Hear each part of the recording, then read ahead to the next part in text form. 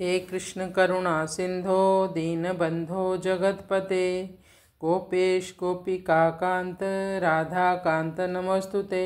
श्री श्री राधा माधव की जय। श्रीमद् भगवत गीता की जय। श्रीमद् भगवत गीता का अध्याय 5 और श्लोक संख्या 17 का भी हम पाठ करेंगे। तद्बुद्ध्या तद आत्मान तत्निष्ठा तत्परायणा गच्छन्ति अपुनरावृत्तिं ज्ञान निर्धूत कल्मष।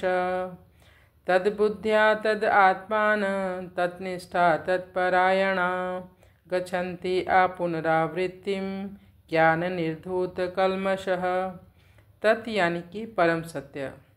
परम सत्य उद्भाषित होता है ज्ञानी के जीवन में। उसे भगवान कह लो, उसे परमात्मा कह लो, जो कहना कह लो, लेकिन यहाँ श्री कृष्ण सीधे सीधे अपने बारे में कुछ नहीं कह रहे।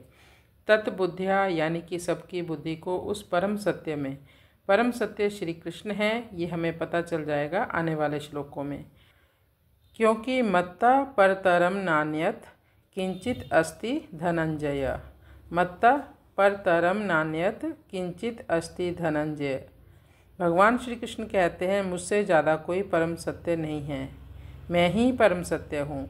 तो अपनी बुद्धि को जो व्यक्ति उसमें लगाता है, तद बुद्धिया तद आत्मान यानी मन को, जो व्यक्ति अपने मन को उस परम सत्य के चिंतन में लगाता है, तत्निष्ठा अपनी निष्ठा परम सत्य में लगाता है, तत्परायणा उस परम सत्य के प्रति शरणागत होता है, गच्छन्ति आ पुनरावृत्तिम ज्ञान निर्धूत कल्मषः।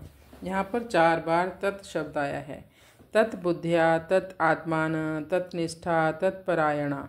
जब व्यक्ति अपनी चेतना को परम सत्य में केंद्रित करता है तो उसके भीतर की अज्ञानता सब समाप्त हो जाती है। ज्ञान निर्धूत कल्मषः। ज्ञान के द्वारा गंदगी साफ हो जाती है। जो पाप करने की उसकी प्रवृत्ति है वो सब समाप्त होने लगती है भगवान का भजन करने से। इसलिए भगवान ने कहा ज्ञान के समान पवित्र करने वाली कोई भी वस्तु नहीं है। ना ही ज्ञानेन न सदृशम पवित्रम यह विद्यते। बहुत लोग इस ज्ञान के द्वारा यानी ज्ञान रूपी तप के द्वारा पवित्र हो चुके हैं। बहुवो ज्ञान तपसा पूता मदभाव मागता। पवित्र हो चुके हैं यानी कि उनके भीतर अब कोई पाप करने की प्रवृत्ति नहीं बची, वो मुझे प्राप्त हो चुके हैं। तो फिर ऐसा व्यक्ति गच्छन्ति अपुनरावृत्ति कहाँ जाता है, यानी ऐसे स्थान पर जाता है जहाँ से उसे इस संसार में फिर से लौटना नहीं पड़ता, वो मुक्त हो जाता है।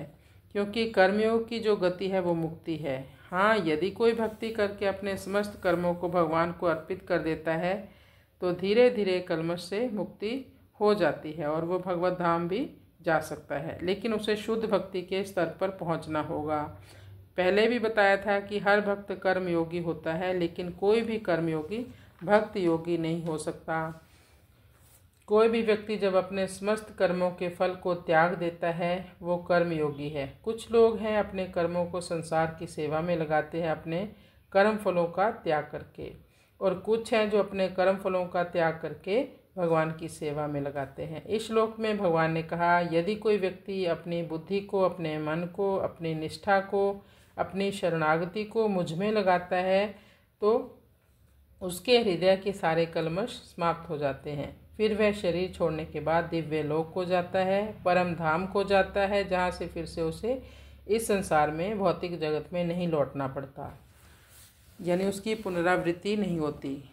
कृष्णाय वासुदेवाय हरये परमात्मने प्रणत